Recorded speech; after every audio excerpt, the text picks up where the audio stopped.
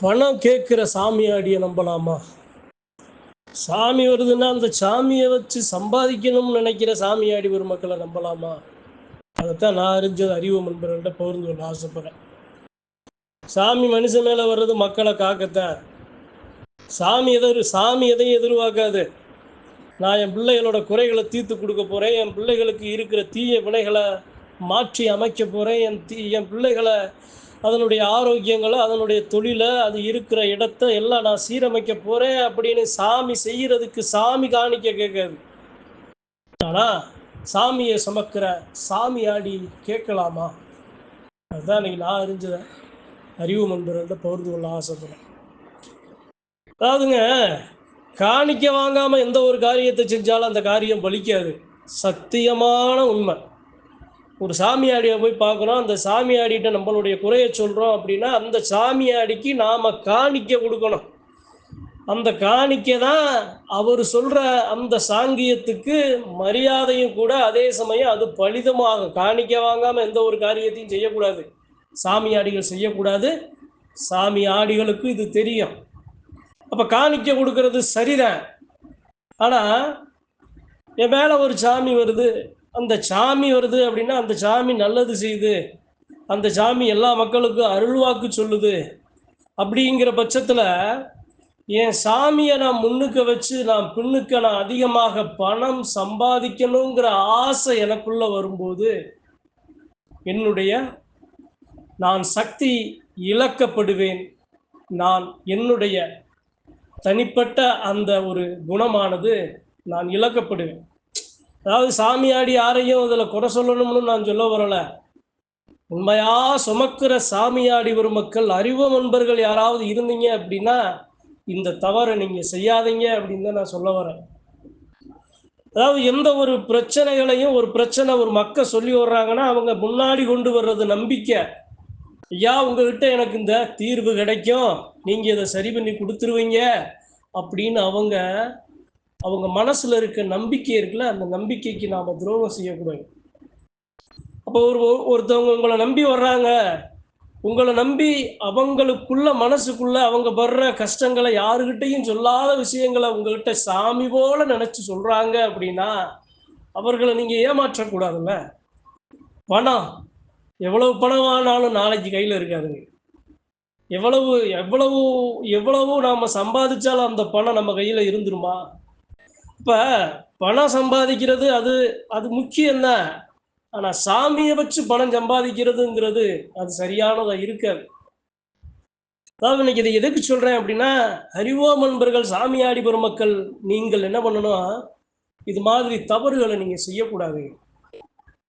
இந்த தவறு செய்கிறதுனால என்ன ஆகும் அப்படின்னா உங்ககிட்ட இருக்க உண்மைத்தன்மை செத்து போகும். உங்ககிட்ட உங்க சாமி பேசுகிற அந்த உண்மைத்தன்மை கூட முழுமையா காலப்போக்கில் வெளிவராது. அப்போ நீங்கள் சாதாரண சாமியாடி இல்லாமல் சாதாரண மனுஷன் போல சாமிங்கிற போர்வையை சுமந்து போர்வையை போத்தி நீங்கள் சொல்லி வருவீங்க. அது என்ன பிரயோஜனம்? காலப்போக்கில் அது உங்களை செல்லா நோட்டு ஆக்கிருமே. இன்னைக்கு இந்த பதிவில் ஒரு சில விஷயங்களை அறிவு நண்பர்கள்ட்ட பகிர்ந்து கொள்ள ஆசைப்படுறேன். இப்போ நான் இருக்கேன்னா, என் மேலே சாமி வருது அப்படின்னா நான் பணத்துக்கு நான் ஆசைப்படக்கூடாது, பொண்ணுக்கு பொருளுக்கு நான் ஆசைப்படக்கூடாது. அப்படி நான் ஆசைப்பட்டுட்டேன், அதாவது என்னுடைய தேவை, எனக்கு தேவை, அதாவது உண்ண உணவு, உடுத்த உடை, இருக்க இருப்பிடம், இந்த அத்தியாவசிய தேவைகளை நிவர்த்தி செய்ய பணம் தேவைதான். அதுக்காக யாரையும் நான் கழுத்தை பிடிக்க கூடாதுல்ல. அதாவது ஐயா உனக்கு இதை செஞ்சு தரேன், உன்னால முடிஞ்ச காணிக்கையை கொடு அப்படின்னு கேட்கறது வேற. ஐயா நீங்க செஞ்சது எனக்கு சரியாயிருச்சு, நீங்க கேட்ட காணிக்கையை விட உங்களுக்கு 1 மடங்கு 3 மடங்கு 5 மடங்கு 100 மடங்கு உங்களுக்கு சேர்த்து கொடுக்குறேன் அப்படின்னு சொல்றது வேற.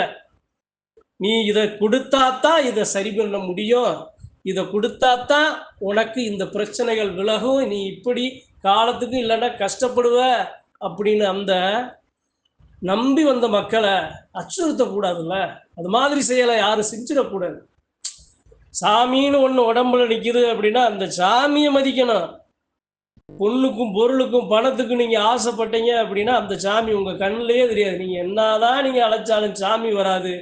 சாமிங்கிற ஒரு போர்வையை உங்கள் மேலே போர்த்தி நீங்க வெளிவேஷம் போடுற மாதிரி ஆயிரும். உண்மையா பேசணுங்க. உண்மையா பேசணும் 100க்கு 100%. அதனால தாங்க, அப்படியெல்லாம் இல்லாததுனால தாங்க, அந்த தெய்வத்தின் மேல இருக்கிற அந்த அந்த அன்பு, அந்த நேசம், அந்த அக்கறை, அந்த அச்சம், அந்த பக்தி குறைஞ்சிருச்சு. சாமியாடிங்கிறவன் எப்படி இருக்கணும்?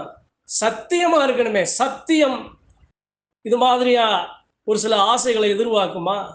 அன்றைய காலங்கள்ல ஒரு வெத்தலை வாக்க வையப்பா, ஒரு எலுமிச்சம்பழத்தை கொண்டு வாப்பா, ஒரு பத்தி சூடத்தை பொறுத்தப்பா, இந்த விளக்குக்கு என்ன கூட என்ன வாங்கிட்டு வாப்பா, உனக்கு என்ன பிரச்சனை இருந்தாலும் சரி பண்ணி கொடுக்குறேன்னு சாமியாடி மருளாடி சம்மணங்கால் போட்டு உட்காந்து வாக்கு சொல்லி வந்த பெருமக்கள்லாம் அப்ப பேசின சாமி மலகோல பேசின சாமி இப்ப ஏன் பேசல? ஏங்க தெய்வம் வருது அப்படின்னா அந்த சாமியோட முகம் இருக்குல்ல, அந்த முகம் என் மேல என் சாமி பரிபூரணமா இறங்குது அப்படின்னா அந்த சாமிய அதனுடைய அந்த சக்தியை பொத்தி பொத்தி நான் பாதுகாக்கணுங்க. நான் பாதுகாக்கணும். என் மேல வர்ற சாமி வந்து இறங்கின உடனே சுத்தி இருக்கிற மனுஷன் அந்த சாமியை மரியாதை செய்யணும். அதுதான் சாமி எதிர்பார்க்க. உங்க மேல ஒரு சாமி வருது, மலையம்புட்டு இறங்குது அப்படின்னா உங்களை மதிக்கலாம்னு பரவாயில்லைங்க. உங்க மேல வர்ற சாமியை மதிக்கணும்ல. நீங்க செய்யற செயல் அந்த சாமியை எப்படி மதிக்க செய்யும்? என்னையா பணத்துக்கும் பொண்ணுக்கும் பொருளுக்கும் ஆசைப்படுறாரு அப்படின்னு அந்த சொல்லு உங்களுக்கு விழுகும் போது எந்த சாமியை வச்சு அந்த சொல்ல சொன்னீங்களோ அந்த சாமிக்கு அது விழுந்த மாதிரி தானே. நாம மனுஷன் அதை பொறுத்து போயிடுவோம், சாமி பொறுத்து போயிருமா? சாமிக்கு அது அவமானம் இல்லையா? அடுத்த கணம் அந்த சாமி அழைச்சா எப்படி வரும்? அதாவது குடுக்கிற காணைய தன்னால முடிஞ்சு இயன்றதை குடுன்னு வாங்கணும். அன்பால பேரன்பால ஒரு கோடியை கொடுத்தா கூட அவங்களா அவங்க அள்ளி கொடுத்தாங்கன்னா அதை வாங்கலாம். ஆனா நீங்க இதை கொடுத்துத்தான் ஆகணும் அப்படின்னு அவங்க சங்க பிடிக்கிறதுங்கிறது சரியானது அல்ல. சாமியாடி உரிமை. ஏன்னா சாமியை தெய்வத்தை சுமக்கிற சாமியாடிகளை வந்து எப்படின்னா ஒரு கடவுள் மாதிரிங்க. மனுஷனை கடவுளா பார்க்கறது 2 பேரு. ஒன்று உயிரை காக்கிற மருத்துவர்கள், இன்னொன்று சாமியை சுமக்கிற சாமியாடிகள். 2 பேரையும் மருத்துவனா சாமியா பார்ப்பாங்க. ஐயா என் பிள்ளையோட உசிரை காத்து கொடுத்துட்ட அப்படின்னு சாமியா பார்க்கிற சனங்கள் தாங்க மருத்துவர்களும் சாமியாடி பெருமக்களும். அந்த சாமியாடி பெருமக்கள் இது போன்ற தவறுகளை செய்யலாமா? நீங்க சரியா இருந்தா உங்க தேவையை உங்க மேல வர்ற எல்லா மக்களையும் காத்து நிக்கிற சாமி, எல்லா பிரச்சனைகளையும் காத்து நிக்கிற சாமி, அந்த சாமி உங்களை முகம் பார்க்காதா? அந்த சாமி உங்களுக்கு தேவையானதை செய்யாதா? அந்த சாமி உங்களுடைய ஆசைகளை நிறைவேற்றாதா? அப்புறம் ஏங்க நாம போய் சங்க பிடிச்சு நீ இவ்வளவு கொடுங்க, 5000 கொடு, 10,000 கொடு, 20,000 கொடு, 50,000 கொடு, 1 லட்சம் கொடு, 2 லட்சம் கொடு, இதெல்லாம் பாவத்துக்கு சமானங்க. நாம சொல்லிடுவோம், அந்த சொல்ல தடுக்க முடியாது. ஐயோ ஒரு சொல்றாரு ஒரு சாமியாடி, நம்ம எப்படியாவது கடனை உடனே நாம வாங்கி போவோம் அந்த அப்படின்னு அந்த கடனை உடனே கூட வாங்கி அந்த இடத்துல கொண்டு வந்து கொடுக்கும்போது சாமி பேசலை அப்படின்னா அவர் பட்ட கஷ்டத்துக்கு ஒரு விட கிடைச்சிருமா? அவர் பிரச்சனை நீங்கிருமா? அவருடைய பிரச்சனை கூட்டி கொடுக்கிறத நாமளும் ஒரு ஆள் ஆயிடக்கூடாது இல்லைங்க. சாமி சத்தியமா பேசுது, உண்மையா பேசுது, நீதியா பேசுதுன்னா வாக்கு சொல்லணும். சாமி உண்மையா என்ன மீறி பேசுது, நீதியா நிக்குது, ஏழை வாழைகளுக்காக நிக்குதுன்னா வாக்கு சொல்ல, இல்லைன்னா சொல்லக்கூடாதப்பா, சொல்லக்கூடாது. அப்படி சொல்லி ஏன் அந்த சாமியை நாம அவமதிக்கணும்? எப்ப ஓ மேல வர்ற சாமியை நீதாயா தலையில தூக்கி வைக்கணும். அந்த சாமியை நீ பின்னுக்க வச்சு நீ முன்னுக்க வச்சு நீ பின்னுக்க சம்பாதிக்கணும்னு நினைச்ச அப்படின்னா என்னையா நீ அந்த சாமிக்கு மரியாதை செய்யற? ஆணா இருந்தாலும் பெண்ணா இருந்தாலும் நாம செய்யற எந்த நல்லதுக்கு ஏற்ப நமக்கு பலாபலன்களை நம்ம சாமி நமக்கு கொடுக்குங்க. 4 சனங்களுக்கு நல்லது நான் செய்யறேன் அப்படின்னா அந்த 4 சனங்கள் மனசுல ஐயா இவர் நமக்கு சரி பண்ணி கொடுத்துட்டாருன்னு அவங்க நினைக்கிற அந்த அவர்கள் படுற அந்த சந்தோஷம் மகிழ்ச்சி இருக்குல்ல, அந்த மகிழ்ச்சி உங்களை உயர்த்தும், சத்தியமா உங்களை உயர்த்தும். அப்ப சாமியாடி பெருமக்கள் இது மாதிரி காசு வாங்குறது, கழுத்தை பிடிச்சி இவ்வளவு குடு அப்படின்னு ஏன் அப்படின்னா முன்னாடி நிக்கிற சனத்துக்கு எதுவுமே தெரியாது, எதுவுமே தெரியாது. நான் செய்வினையில பாதிக்கப்பட்டிருக்கேன், நான் ஏவல்ல பாதிக்கப்பட்டிருக்கேன், நான் பிள்ளையில பாதிக்கப்பட்டிருக்கேன், நான் காத்து கருப்பு பேய் பிசாசுல பாதிக்கப்பட்டிருக்கேன், என் தொழில் முடங்கி கிடக்கு, என் வீட்டில் எதுவுமே செய்ய முடியலன்னு அந்த சனங்களுக்கு தெரியாதுங்க, எதுவுமே தெரியாது. மலை போல உங்களை சாமியா நினைச்சு முன்னாடி வந்து நிக்கிற சனங்க கிட்ட காசை கேட்டு அவர்களை கஷ்டப்படுத்தக்கூடாது. யாரும் செய்ய மாட்டாங்க. அறிவு நண்பர்கள் யாரும் செஞ்சிடக்கூடாதுங்க. காணிக்க வாங்குங்க. காணிக்க வாங்காம எந்த ஒரு இதுவும் செய்யாதீங்க. காணிக்க வாங்கணும்.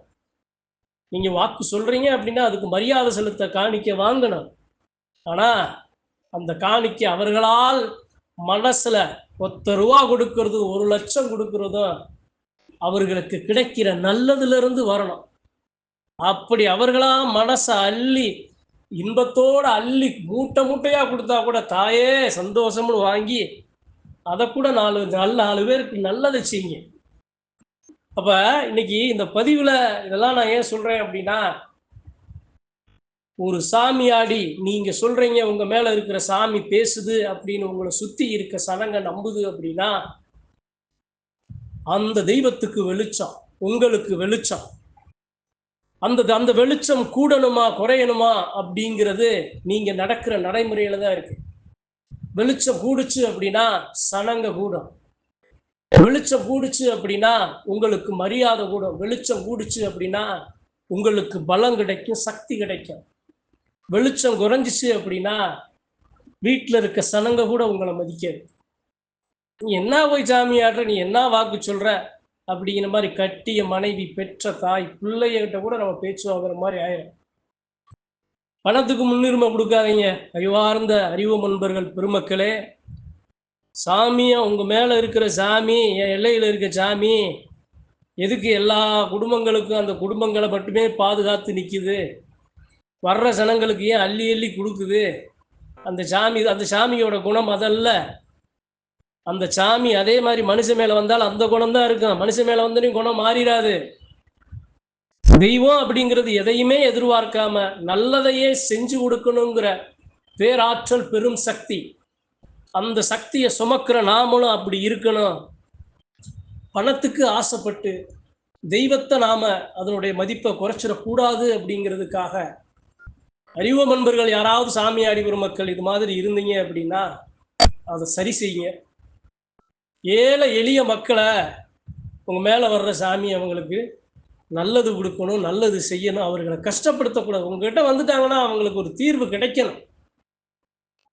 அவர்களை நீங்க கஷ்டப்படுத்திடக்கூடாது.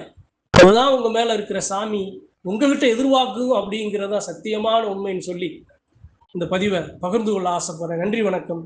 மற்றும் ஒரு பதிவில் சந்திப்போம்.